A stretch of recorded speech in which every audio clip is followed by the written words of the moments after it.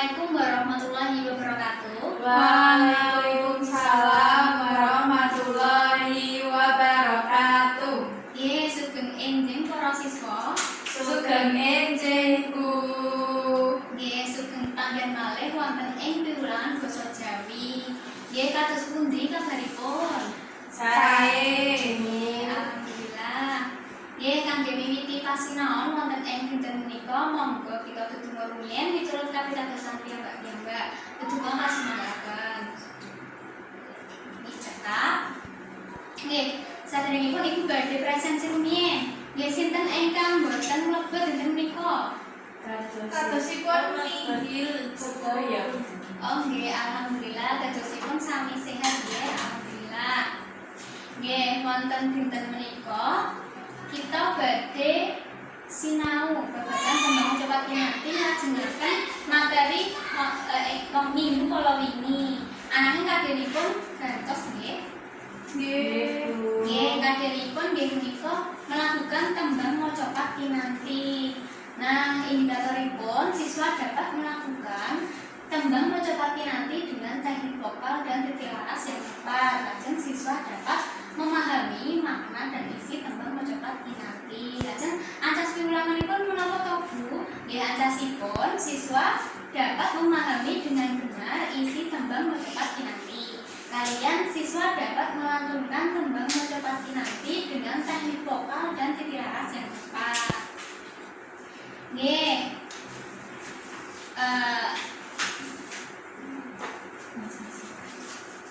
Nggih.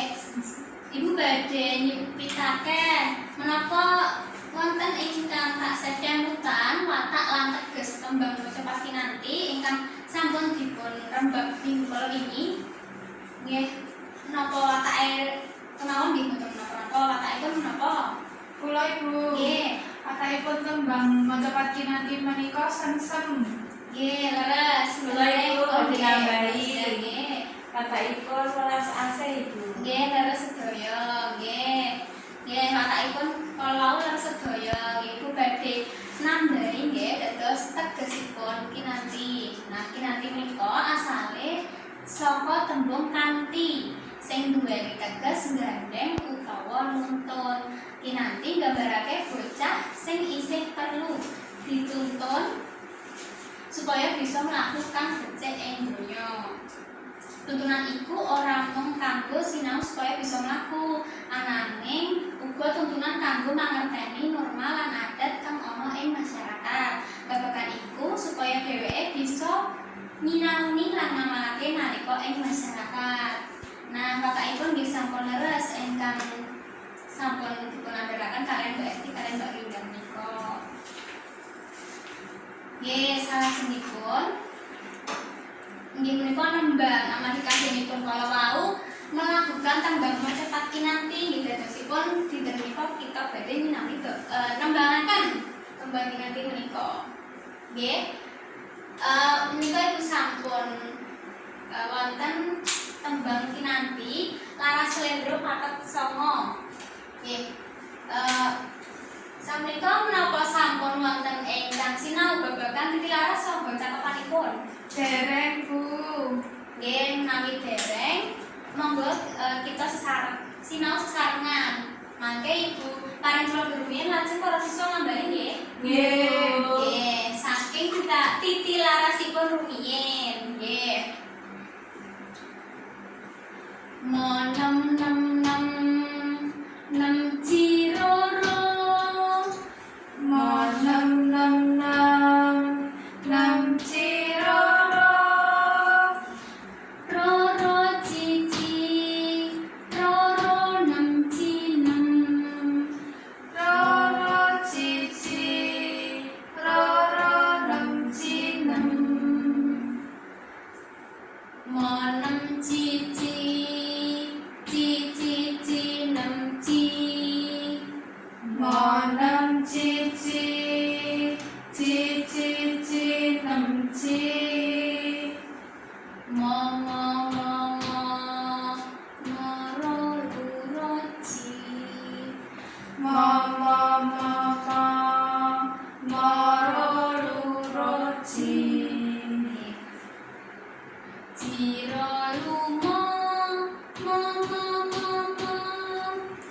Jiro lumo mo mo mo mo. Lu ro ro ro ro lu ro lumo. Lu ro ro ro ro lu ro lumo. Nggih, makaten nggih. Nggih sampun menapa ingkang sinten ingkang wantun nyobi piyambak? Nggih sinten? Kula Ibu. Nggih Mbak Winda, nggih Mbak Esti. Nggih. Oke, dados menika mangke gantosan nggih Mbak Winda rumiyin 3 lare lajeng Mbak Esti nggih 3 lare. Nggih, monggo saking Mbak Winda rumiyin. Nggih. Mo nam nam nam nam jiro ro Nggih. ro ro ji ji ro ro nam ji nam. Nggih. Mo nam ji ji ji nam ji. Nggih, salajengipun Mbak Esti. Mo mo mo mo mo ro lu ro ji ro lu mo mo mo mo mo lu ro ro ro ro lu ro lu mo. Nggih, saya sedaya kali keplok rumiyin. Nggih. Ditilarasipun sampun saged nggih? Nggih, alhamdulillah salajengipun kita badhe nembangaken cakepanipun nggih. Kados kala wau nggih Ibu Paritra Durmi lajeng para siswa menika nambani. Nggih. Ibu rumiyin. Padha kulangan ing kalbu. Padha kulangan ing kalbu. Ing sasmita amrih lantip. Ing sasmita amrih lantip. Aja pijer mangan nendra. Aja pijer mangan nendra. Kaprawiran den kaesti. Kaprawiran den kaesti. Pesunan satriranira. Pesunan satriranira. Sudanenda harlan kuling. Sudanenda harlan kuling. Nggih, mekaten. Nggih, menika ugi wonten sinten ingkang pantun piyambak nembangipun cakepanipun. Kula Ibu badhe nyobi. Oh nggih, Mbak Winda. Kula salajengipun Mbak Winda Ibu. Nggih, kalian Mbak Esti nggih, kados kala wau dados Mbak Winda rumiyin 3 lare cakepanipun, lajeng Mbak Esti 3 lare cakepanipun. Nggih, monggo Mbak Winda. Padha kulangan ing kalbu. Nggih. Ing sasmita amrih lantip. Aja pijer mangan nendra. Kaprawiran den kaesti. Pesunan satriranira.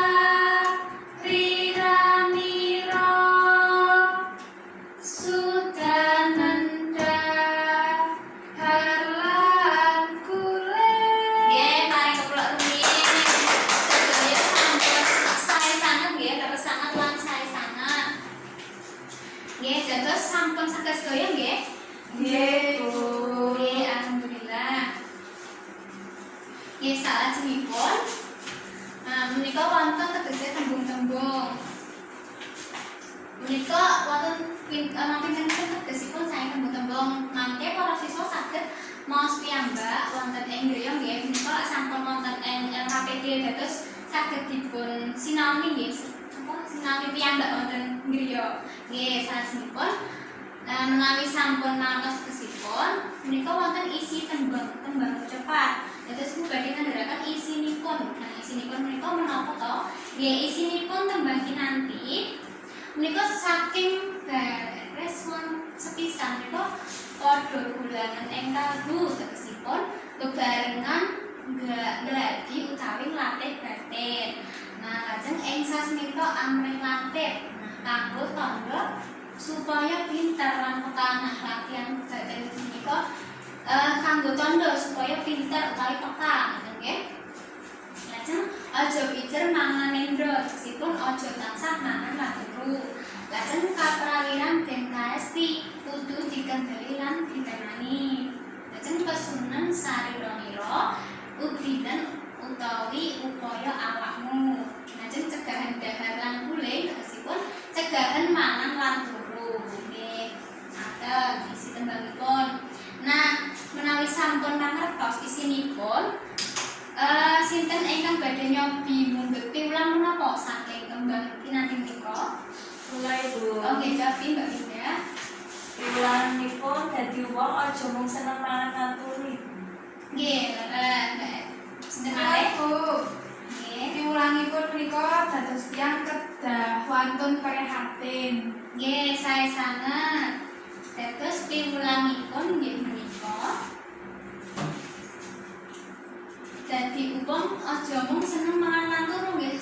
Leres nggih ingkang dipun ngandharaken Mbak Winda kala wau. Lajeng pundhut kendel urip prihatin dileres Mbak Esti. Lajeng ingkang kaping menika kudu nglatih batin supaya dadi wong kang peka. Nggih, leres sampun sami paham sedaya.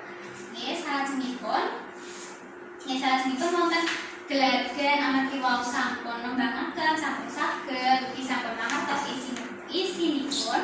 Lajeng menika Ibu badhe wonten geladen kangge ten griya nggih. Geladenipun geladenipun menika ndamel rekaman video tembang cepat kinanti. Mangke videonipun katingal setunggal badan nggih ngangge busana ingkang kerep lan napa nggih wirasanipun nggih dipun gatosaken nggih. Lajeng videonipun dipun upload wonten Google Chrome ingkang mangke Ibu kinten wonten di upload nggih wektalipun video menika setunggal minggu nggih. Sakmenika menapa wonten ingkang badhe dipun sunaken pirsa? Saking kula mboten Ibu. Nggih. Menawi mekaten nggih wonten geladen nggih kangge isinipun wonten ing LKPD. Dados mangke para siswa supados langkung ngertos ugi babagan isi tembang cepat mangke saged geladen nggih wonten ing LKPD menika. Linkipun wonten LKPD menika nggih. Nggih. Nggih, kadosipun sampun cekap menawi boten wonten ingkang dipun sawaraken pirsa. Nggih menawi mangke wonten pitakenan saking para siswa menika saged jabri Ibu nggih. Saged jabri Ibu. Nggih Bu. Nggih. Amargi sampun cekap sinten ingkang badhe paring tuntutan wonten pepanggihan menika? Kula Ibu. Nggih, monggo Mbak Winda. Tuntutanipun tembang kinanti menika gadhah watak nyenengaken, semsem lan welas asih. Alhamdulillah kala wau nggih sampun sinau nembang. Piwulang saking tembang kinanti menika salah satunggalipun yen menika dadi wong aja seneng mangan lan turu, nglatih batin supaya dadi wong kang peka lan kudu kendel urip prihatin Ibu. Nggih, saya sama Mbak Winda matur nuwun sampun ngandharaken tuntutan pepanggihan wonten ing dinten menika. Dadosipun Mbak Winda menika ngatosaken nggih. Nggih sedaya lak wis ngatosaken to nggih? Nggih Bu.